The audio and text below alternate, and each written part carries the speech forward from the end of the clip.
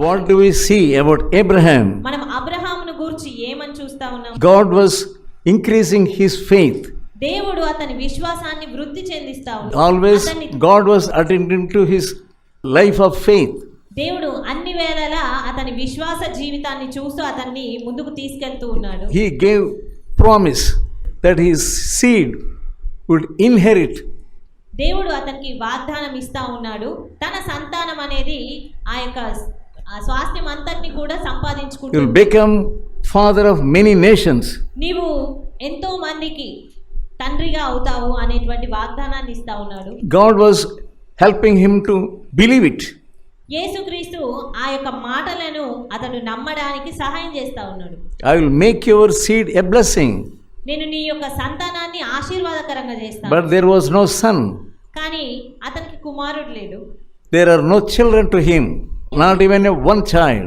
అతనికి ఎలాంటి సంతానము అప్పటి వరకు లేదు. But he had promise.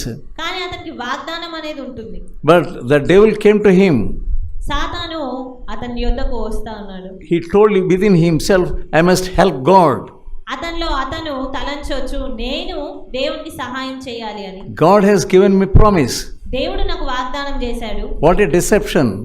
ఎలాంటి మోసం అది. He tried to help himself and also tried to help God also. అతడు తనే సహాయం చేసుకోవాలనుకుంటున్నాడు, అదే రీతిగా దేవునికి సహాయం చేయాలని. He had the promise. అతనికి వాగ్దానం ఉన్నది. He was looking at his body. అతను తన వైపు తాను చూసుకుంటా ఉన్నాడు. He is growing older and older. ఎంతో ఇంకా వృద్ధాప్యంలోకి వస్తా ఉన్నాడు. His wife Sarah said, అతని భార్య శారా చెప్తా ఉంది, here is a woman. ఇక్కడ ఇదిగో ఈ స్త్రీ ఉంది, Take her ఆమెను తీసుకో, and we will get the seed. అప్పుడు నీకు సంతానం కలుగుతుంది కదా అని చెప్తా ఉంది. You are entering into the promise of God. నీవు ఆ రీతిగా చేస్తూ దేవుని వాగ్దానం లోనికి చొచ్చుకొని వెళ్తావు. Many Christians do not have complete faith. చాలా మంది క్రైస్తవులకు పరిపూర్ణమైన విశ్వాసం అనేది ఉండదు. Abraham also did the same foolish thing. Abraham కూడా అదే రీతి అయిన అవివేకాన్ని కనపరిచాడు. And 12th chapter of Genesis we see, ఆదికాండము 12వ అధ్యాయంలో చూసినా and verse 7, 7వ వచనంలో, the Lord appeared unto Abraham, said unto him, I will give this land to your seed. 7th verse.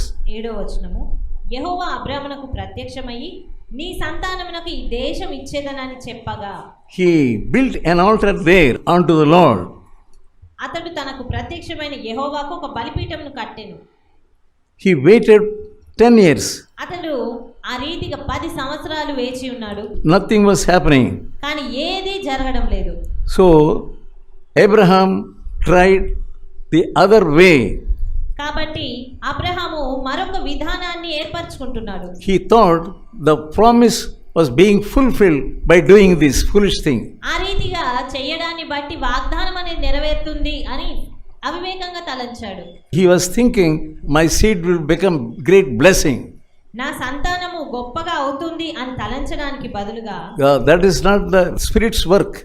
అది నిజమైన ఆత్మ యొక్క కార్యమేం కాదు. You must know what you are doing. Is it the work of the Spirit or of your own mind? అదే రీతిగా నీవు కూడా నువ్వు చేసే పని అది నీ యొక్క మనసా, దేవుని ఆత్మ కలిగించే మనసా అని Let తలంచాలి. us turn to 1 Corinthians, 1 కొరింథీ చూద్దాం ఒకసారి. 3rd chapter 3వ అధ్యాయము and verse 13. 13వ వచనము, Every man's work shall be made manifest, that day declares it, because it shall be revealed by fire, and the fire shall try every man's work. 13వ వచనం, వాని పని కనబడును, ఆ దినము దానిని తేటపరచును, అది అగ్ని చేత బయలుపరచబడును, మరియు వాని పని ఎట్టిదో దాన్ని అగ్నియే పరీక్షించును. If that work of yours is of your own mind, ఒకవేళ ఆ పని నీ సొంత మనసును బట్టి జరిగించుచున్న పని అయితే గనక it will be burnt off. అది కేవలము అగ్ని చేత కాల్చివేయబడుతుంది. That day is waiting for you. అట్టి దినం అనేది నీ కొరకు వేచి చూస్తా ఉంది. Whether the work you are doing is of God's work or the work of your own mind. నీవు చేసేటువంటి పని అది దేవుడు చెప్పినట్టుగా చేస్తా ఉన్నావా లేదా నీ సొంత మనసుతో చేస్తా ఉన్నావా? You may be thinking of your promises. నీవు నీ యొక్క వాగ్దానాలను గురించి తలంచొచ్చు. You will be thinking that God will certainly fulfill your promises. దేవుడు నిశ్చయంగా నీకు ఇచ్చిన వాగ్దానాలను నెరవేరుస్తాడని నువ్వు తలంచొచ్చు. And one day God told him, ఒక దినాన దేవుడు అతనితో చెప్తా ఉన్నాడు, listen to the voice of your wife. నీ యొక్క భార్య అయిన శారా చెప్పే మాటలు విను అని. Sarah said, get away with this woman. ఆ సమయంలో శారా ఏం చెప్తా ఉందంటే, ఈ స్త్రీని పంపివేసేయి అని చెప్తుంది. And God says, listen to your wife. ఆ యొక్క శారా మాటల్ని విను అని ఆ సమయంలో అబ్రహాంతో చెప్తా ఉన్నాడు దేవుడు. And chapter 21 and verse 14. ఆదికాండము 21:14. Abraham rose up early in the morning, took bread and bottle of water, putting it upon Hagar's shoulder, and sent her away. కాబట్టి తెల్లవారినప్పుడు అబ్రహాము లేచి ఆహారమును నీళ్ల తిత్తిని తీసుకొని ఆ పిల్లవానితో కూడా హాగరునకు అప్పగించి ఆమె భుజము మీద వాటిని పెట్టి ఆమెను పంపివేశాడు. If you want to be in Jesus, if you want to be in Jesus, నీవు యేసులో ఉండాలి అని అనుకుంటే గనక you have to cut off the branches which are not yielding fruit. నీవు ఏవైతే పనికిరాని తీగలు ఉన్నాయో వాటిని నువ్వు కత్తిరించాలి. God will speak to you దేవుడు నీతో మాట్లాడతాడు. directly or indirectly. స్పష్టంగా ప్రత్యక్షంగా కావచ్చు పరోక్షంగా కావచ్చు ఆయన మాట్లాడతాడు. What you must cut off. నీవు ఏది కత్తిరించాలి.